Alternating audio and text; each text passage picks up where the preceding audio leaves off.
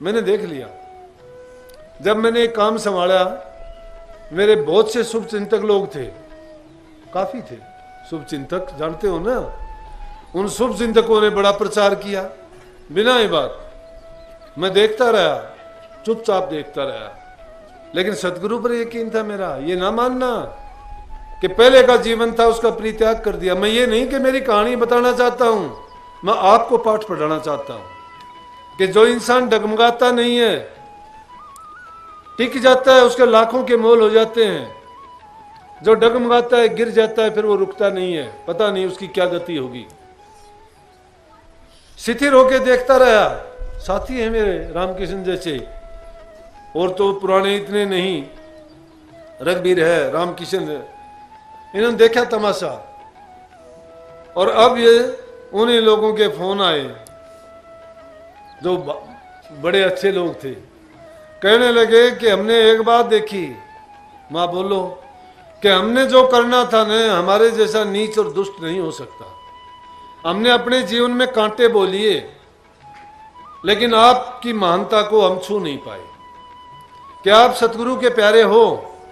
क्या आपका हम कुछ नहीं बिगाड़ पाए? हमने अपनी कोशिश कर ली, लेकिन आपका काम तो ऐसा बढ़ता गया कि जो गुरु ने कहा था उससे भी लाखों गुना ज्यादा कर दिया। अरे इंसान अगर हो तो जो तुम्हारी बुराई करते हैं उन्हीं लोगों से मुंह से तुम अपनी बड़ाई जब करवा लोगे, तब समझूंगा आप इंसान और गुरु के प्यारे हो।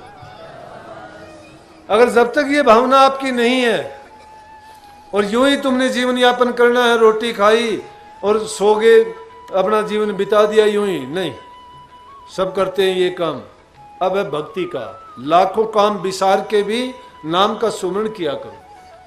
नाम का सुमरण जब तक आपका नहीं होता है, तब तक आपका अजपा जाप नहीं होएगा। गलती में हो आप लोग, आप कहते हो कि मैं ध्यान करता हूं, ध्यान बहुत दूर की चीज है। सुमरण भी नहीं करते हो। जो आदमी सुमरण भी पक्का कर लेता है, वो जाप के बाद में अजपा जाप में जाएगा। सुमरण क्या है कि नाम को जपो तुम।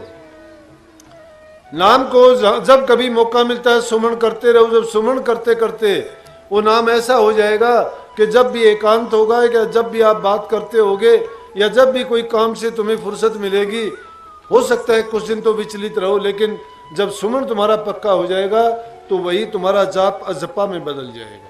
क्योंकि जाप जब करते हो तो चाहे आप मन से करोगे ना, तो भी उसमें होठ कंठ जरूर हिलेंगे।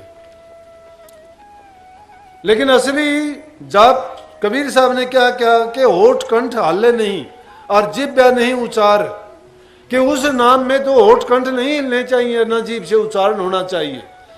लेकिन जो वर्णात्मक नाम है, पहले उसको आप जपते जपते पक्का नहीं कर लेते, तब तक वो अजपा नहीं बन सकता। और वही जाप जब पक्का हो जाएगा तो अजपा हो जाएगा। फिर तुम जहां बैठो बात करते रहोगे तो भी वो चलता रहेगा, क्योंकि नाम कभी रुकता नहीं है। लेकिन हमारी तवज्जो उस तरफ नहीं थी। अब क्योंकि जो बाहर का बिखराव था वो अंदर में जा चुका है। मन की वृत्ति तो रुकने में टाइम लगता है, एक दिन में नहीं। कई तो नौजवान बच्चों को मैं देखता हूं जिनको चाव है इस बात का, या अपनी जिंदगी में कुछ करना चाहते हैं। हर इंसान के बस की बात नहीं है। मैंने अपने जीवन में बहुत देखे। मैंने गृहस्थ जीवन भी जिया है, त्याग का जीवन मैंने जिया है। तो इसलिए मैं दोनों तरह के लोगों की मनोकामनाओं और मनोभावनाओं को भी जानता हूं। पहले इंसान कुछ दिखाई देता आने वाला, लेकिन कुछ दिन के बाद में बदल जाता है। लेकिन कबीर साहब ये कहते हैं कि जैसे पहली लगे ऐसी निभा दे ओढ़, अपनी तो क्या गिने वो तैयार है पुरुष की रोड। कि जो इंसान पहले जिस लगन के साथ आता है और वही लगन उसकी लगी रहे, लगन कम नहीं होनी चाहिए। हमारी लगन तो कम हो जाती है। अगर तुम्हें किसी चीज में रस आता है, आनंद आता है, अरे पैसे कमाने वाला व्यापारी आदमी कमा के नहीं छिकता है, जमींदार आदमी अनाज पैदा करके नहीं छिकता है, जितना ज्यादा होता है और आगे बढ़ने की कोशिश करता है। पढ़ने वाला, अभी कुछ दिन पहले मैंने अखबार में पढ़ा, 70 साल की उम्र में भी, 60 साल की उम्र में भी एक औरत तीसरी बार डॉक्टरेट की उपाधि लेने के लिए एग्जाम दे रही। वो तीसरी बार डॉक्टर की डिग्री के लिए किताब लिख रही, 2 बार ले चुकी, रिटायरमेंट पे है, वो रिटायर होगी शायद 60-65 साल की उम्र में। तो जिस आदमी को कुछ पाने की वो होती है लालसा, वो रुकता नहीं है। लेकिन हम सत्संगियों में कमी क्यों आती है? इसलिए जिसको लगन लगती है, पहले लगती है, उसको और बढ़ा दे।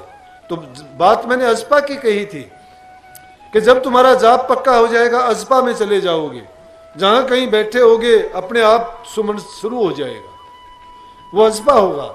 उसके बाद अनहद होगा। अनहद के बाद, अनहद है क्या? अनहद मन और बुद्धि से परे की बात है। ना उसमें मन लगाना पड़ता, ना बुद्धि की जरूरत पड़ेगी। जब तो तुम, जैसे मैं आप बोलता हूं ना, तो भी जो चालू रहे वो अनहद है। और उसको कबीर साहब ने कही है कि जाप मरे अजपा मरे, मतलब जहां जाप भी खत्म हो जाएगा, अजपा भी खत्म हो जाएगा, और उसके बाद जो अनहद की स्टेज आएगी, उसके ऊपर जब पहुंच जाओगे, वो चौथा लोक है। 3 छोड़ चौथा पद है। वो 3 को छोड़ के मानसिक वृत्तियों से ऊपर उठ जाओगे, शारीरिक से ऊपर उठ जाओगे, आत्मिक से ऊपर जब चले जाओगे, आप कहोगे वो आत्मा से भी परे की चीज है। हाँ, मन बुद्धि आत्मा से भी परे की चीज है। जहां से हमारी रूह आई थी, उसी मंडल में जब ये प्रवेश कर जाएगी, फिर इसको ये भय चिंता नहीं है। फिर वहां जाप नहीं है, अजपा नहीं है, वहां अनहद भी नहीं है, वहां कोई भेदभाव नहीं है। एक ही चीज है। जिस सवरक के लिए, बैकुंठ के लिए भी ये संसारी लोग ललायित रहते हैं, जिसके लिए यज्ञ करते हैं, पूजा पाठ करते हैं, हवन करते हैं, संतन ने उस पर तो खखार किया है। क्यों किया है? कि मुक्ति देने वाली चीज नहीं है। उनमें भी दर्जे हैं, ऊंचे नीचे। तो इस 3 के पार जो चौथा पद है, जो संतों ने चौथा पद गाया, 3 गुणों के पार, रजोगुण, तमोगुण और सतोगुण, इसमें तो पूरी की पूरी रचना सृष्टि की है, 3 गुण और 5 तत्व में है। लेकिन जो चौथे का भेद है, वो संतों के सिवाय नहीं जानते। संत मत ही उसका ज्ञान देता है। और उस चौथे पद में पहुंचने के बाद में आदमी का जन्म मरण सब नसा जाता है। और वो हालत है जिसमें कोई दर्जा नहीं, ना ऊंचा ना नीचा। वो जगह है जहां 24 घंटे प्रकाश रहता है, ना दीपक है ना बाती है। वही वो पंथ है जिस पर ना पैरों से चला जाता है। वही वो दृश्य है जिसको ना आंखों से देखा जाता है। वही वो काम है जो हाथों से नहीं किया जाता, अपने आप होता है। और वही वो धन है जिसको कुबेर के खजाना भी खत्म हो जाता है, लेकिन वो कभी खत्म नहीं होता। वहां जाके जो जीव को संतोष, शांति मिलती है, आत्मा आनंद मिलता है, वहां आत्मा जाके स्थित होती है। वो चौथा पद है। संतों ने उस पद की महिमा गाई है। लेकिन आप गृहस्थी लोग हो, आपके लिए जो सत्संग के मैंने पहले बातें बताई, आप अगर उन बातों को मान के, जब भी आपको परेशानी होती है, मैं कहता हूं एकांत में जाओ। सच्चा रब आपके अंदर बैठा हुआ है। इस बार के गुरु को जब मानना, मैंने किया है जब, इसलिए कहता हूं, नहीं कहता मैं। बाहर के गुरु को जब मानना, जब गुरु के बताए मार्ग पर चल के अंदर का जब नूरी गुरु तुम्हें मिल जाए, जब उस नूरी गुरु को अंदर में पालोगे। खोजियों के लिए ये बात है। जो प्रेमी सच्ची खोज में लगे हैं और जो ढूंढना चाहते हैं अपने आत्म राम को, तो अपने अंदर में स्थित होके जब नूरी गुरु को तुम पा जाओ, तो फिर इस गुरु को जान लेना कि ये मेरा गुरु पूरा है। लेकिन खुद अंदर में चलना नहीं सीखते हो, तो फिर गुरु पे अविश्वास लाना और गुरु के वचन की अवहेलना करना तुम्हारे लिए पाप से बढ़ के कोई चीज नहीं होगी। गुरु क्या देता है? गुरु ये ज्ञान देता है कि जिसके कारण शिष्य के भ्रम नस जाते हैं।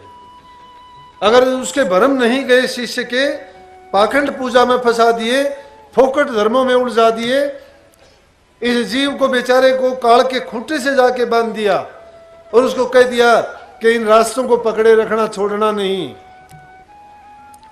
तो ये तो रीछ के पंजे पकड़वा दिए, अगर छोड़ दे तो खा जाए इसको। ये फोकट धर्म रीछ के पंजे पकड़ना है, समझो, रीछ के पंजे पकड़ना। क्योंकि रीछ नुकसान ही करेगा ना इंसान को। अब है इंसान की तरह, उसके भी हाथ की तरह वो काम करता है, और किसी ने उसके दोनों हाथ पकड़ लिए, अब डरता है, छोड़ नहीं सकता उसको। इसी प्रकार से दुनिया के जो ऐसे धर्म हैं जो इस जीव को पाड़ के खाते हैं, वो छोड़ नहीं सकते, बेचारे बंधुआ हो गए उनके। तो प्रेमियों मैं कहता हूं कि आप गृहस्थी लोग हो, सारे काम आपको करने पड़ते हैं, मन की वृत्तियों का बिखराव है, परिवार में है, जरूरत पड़ती है आपको। फिलोसफी की बातों से काम नहीं चलता, पेट के लिए 2 रोटियों की जरूरत है, काम करना पहला काम है। पहले काम करो, जरूर करो काम।